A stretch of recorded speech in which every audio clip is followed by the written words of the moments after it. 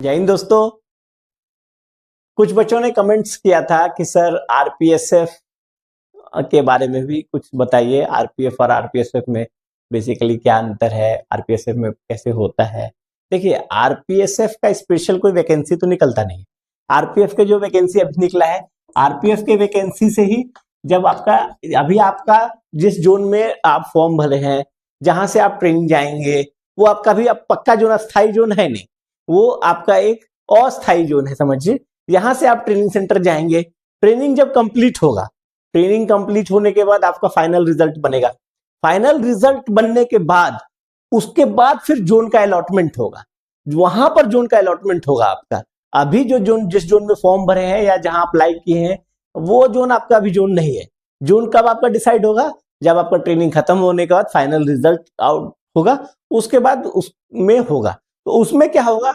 उसमें आपका जैसे आरपीएफ का जितना, मतलब इंडिया में जितना जोन है 16 जोन में 16 जोन प्लस आरपीएसएफ। आरपीएसएफ का कोई स्पेशल वैकेंसी नहीं निकलता है। तो जो डिस्ट्रीब्यूशन होगा, डिस्ट्रीब्यूशन 16 जोन में होगा, 16 जोन और प्लस आरपीएसएफ में डिस्ट्रीब्यूशन होगा।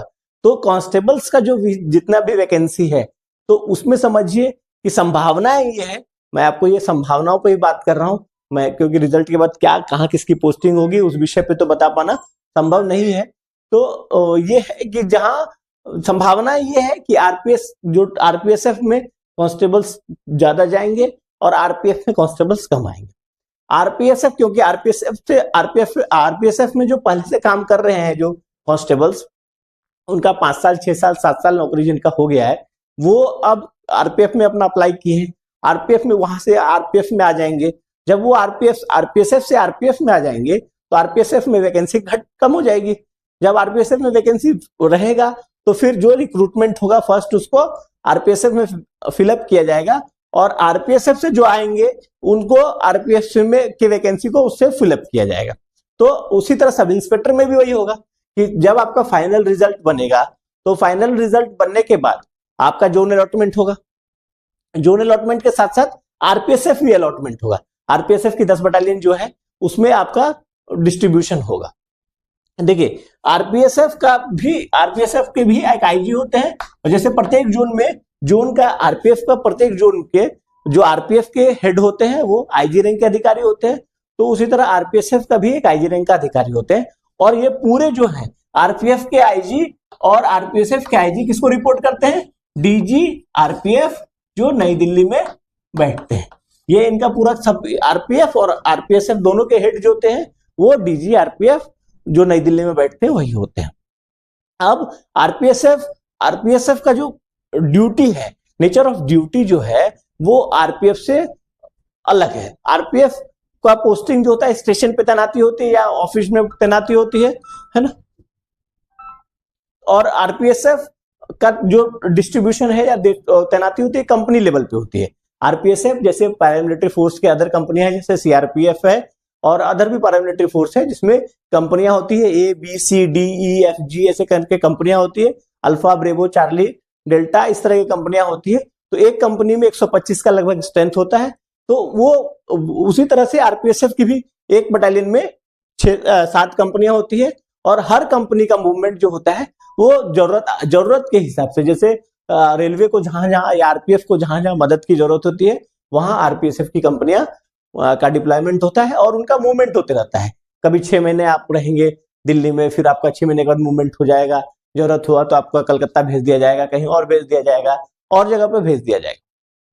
तो आपका मूवमेंट आरपीएफ में क्या होता है कि स्टैटिक एक पोस्टिंग होती है, एक जिस यूनिट में आपका पोस्टिंग होगा उसके 5 साल के लिए पोस्टिंग होगी आपकी। लेकिन आरपीएसएफ में पोस्टिंग होने के बाद आपका स्टैटिक लोकेशन नहीं रहेगा, आपका लोकेशन कुछ दिनों पर चेंज होते रहेगा, और वो आप मतलब ऑल इंडिया में आप घूमते रहेंगे। एक आरपीएफ की मदद के लिए आरपीएसएफ का कंपनियां आती रहती है, कंपनियां चेंज होते रहती हैं, उस तरह से मूवमेंट होता है। अब बात ये होता है कि आरपीएसएफ को आप समझिए कि जस्ट पैरामिलिट्री फोर्स जैसा काम करती है। ये इसका जो स्ट्रक्चर है वो एक मतलब पैरामिलिट्री फोर्स के स्ट्रक्चर के जैसा है। और आरपीएफ, क्योंकि आरपीएफ का ड्यूटी जो है वो एक पुलिस के तर्ज पे रहे, क्योंकि लॉ एंड ऑर्डर को का मैटर रहता है, पुलिस के तर्ज पे आरपीएफ ड्यूटी करती है और आरपीएसएफ जो है फोर्स के तर्ज पे ड्यूटी करती है। तो आप ये आरपीएसएफ में फायदा क्या है, आरपीएसएफ में जब पोस्टिंग हो जाएगा तो ये होगा कि आप जनरली हेडक्वार्टर से बाहर रहेंगे, तो आप हेडक्वार्टर से बाहर रहेंगे तो आपको 100% टीए क्लेम करेंगे आप। तो एक दिन का टीए लगभग जो है अभी 650 रुपये है, तो पूरे 30 दिन बाहर रहेंगे तो ये लगभग कितना हो गया 19,500 रुपया। ये आपको एक्स्ट्रा टीए के रूप में आपके सैलरी में हर महीने ये जुड़ के मिलेगा आपको। ये एक्स्ट्रा एक फायदा है कि शुरू में आपको, जैसे आरपीएफ में इतना टीए हर समय कभी क्लेम नहीं होता है। आरपीएफ में जब आप हेडक्वार्टर से बाहर 8 किलोमीटर दूर ड्यूटी करने, कैंपिंग ड्यूटी में जाएंगे या कहीं और ड्यूटी जाएंगे तभी टीए क्लेम होगा। अगर मुख्यालय में ड्यूटी कर रहे हैं, स्टेशन मुख्यालय स्टेशन पे ड्यूटी कर रहे हैं, जैसे आपकी तैनाती अगर खड़गपुर स्टेशन पे है तो खड़गपुर स्टेशन पे ड्यूटी कर रहे हैं तो आपको कहीं कोई टीए नहीं क्लेम कर सकते हैं। जब खड़गपुर से बाहर जाएंगे तभी आप टीए क्लेम करेंगे। लेकिन आरपीएसएफ का क्योंकि मूवमेंट रहता है, वो हेडक्वार्टर में रहती नहीं है, उनका मूवमेंट हर समय होते रहता है, तो वो लगभग 100% वो टीए क्लेम करते हैं। फिर देखिए, जब आपकी पोस्टिंग आरपीएसएफ में अगर हो गई तो आरपीएफ से फिर आप अपने होम जोन में कैसे आएंगे, ये एक सवाल बहुत बच्चों ने पूछा कि सर आप पोस्टिंग, देखिए आरपीएफ में जब रिक्रूटमेंट के बाद जब फाइनल आपका रिजल्ट निकलेगा, मतलब एग्जाम वगैरह होने के बाद, तो फिर उस समय जो आपका पोस्टिंग निकलेगा, जरूरी नहीं है कि आपको होम जोन, कुछ लड़के का लक अच्छा रहेगा तो हो सकता है कि होम जोन में ही पोस्टिंग हो जाए उनकी और कुछ दूसरे जोन में चले जाएंगे, कुछ आरपीएसएफ में चले जाएंगे। जब आप आरपीएसएफ में चले जाएंगे तो फिर 5 साल 6 साल 7 साल नौकरी करने के बाद फिर आपको ऑप्शन मिलेगा, जैसे वैकेंसी निकलेगा, जिस जोन में वैकेंसी होगा फिर वो आरपीएसएफ से वापसी के लिए एक एप्लीकेशन होता है, मतलब वहां पर बोला जाता है कि ठीक है जिस अभी आरपीएफ में कौन कौन जाना चाहते हैं, उस जोन का वैकेंसी निकला है, तो जिस जोन का वैकेंसी निकलेगा, जो आपका घर का जोन है, जब वहां का वैकेंसी निकलेगा, नियर अबाउट जोन भी होता है, कभी कभी क्या है कि अपने जोन में नहीं मिलता है तो बगल वाला पड़ोसी के जोन में भी हम लोग बहुत सारे देखते हैं कि आरपीएसएफ से आरपीएफ में आ जाते हैं, जैसे ईस्टर्न और साउथ ईस्टर्न। तो अब समझिए कि साउथ ईस्टर्न में आपका घर है लेकिन वैकेंसी ईस्टर्न में निकला है, तो आप लोग सोचता है कि चलो यार नजदीक तो पहुंच जाएंगे घर के, कम से कम साउथ ईस्टर्न नहीं तो ईस्टर्न सही, तो ईस्टर्न में भी अगर वैकेंसी निकलता है तो आ जाते हैं। वो आपका 5, जब अभी क्या है, जैसे जो आरपीएसएफ में अभी पहले से काम कर रहे हैं लड़के, जो कांस्टेबल्स हैं, जो पहले से जिनकी फर्स्ट इसके पहले जो भर्ती हुई उसमें से वो आरपीएसएफ में गए थे, तो वो उनको अभी ऑप्शन दिया जा रहा है कि आप आरपीएफ में आए। जब आरपीएफ से वहां वो फॉर्म भर रहे हैं और वो अपने अपने जोन के हिसाब से, जिस जोन में आना है उनको जो वैकेंसी है उस हिसाब से वो भर रहे हैं और आरपीएफ में आ रहे हैं। अब वहां जो आरपीएफ की वैकेंसी खाली हो रही है वो आपके रिक्रूटमेंट से ही, उसके बाद आपके भर्ती से ही उस वैकेंसी को फिलअप किया जाएगा। और सब इंस्पेक्टर का भी सेम बात है, सब इंस्पेक्टर में भी अब, लेकिन सब इंस्पेक्टर का जो संख्या है वो उसमें हो ये देखिए कांस्टेबल्स का जो है वो कांस्टेबल में का रेशियो 70-30 का हो सकता है, मे बी कि 70% आरपीएसएफ में चले जाए और 30% आरपीएफ में आ जाए। तो और ये सेम रेशियो जो है उल्टा है सब इंस्पेक्टर में। सब इंस्पेक्टर में 30% सब इंस्पेक्टर, मोटा मोटी मैं एक अनुमानित बता रहा हूँ, ये कोई एग्जैक्ट डाटा नहीं है और ना इसमें मैं मतलब एग्जैक्ट डाटा बता रहा हूँ, ये अनुमानित डाटा है कि 30% समझिए अगर वो आरपीएसएफ में सब इंस्पेक्टर जाएगा तो 70% आरपीएफ में सब इंस्पेक्टर आएंगे।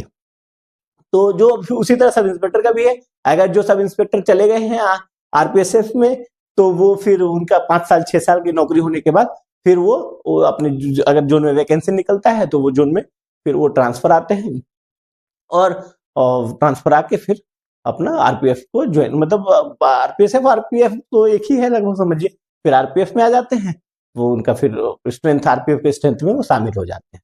ठीक है, अगर आपको और किसी तरह का कोई किसी विषय पे अगर आप चाहते हैं कि वीडियो बनाइए तो आप मेरे को कमेंट सेक्शन में जरूर भेजिएगा, और अगर वीडियो अच्छा लग रहा है तो आप please like share and subscribe कर दीजिएगा। Thank you.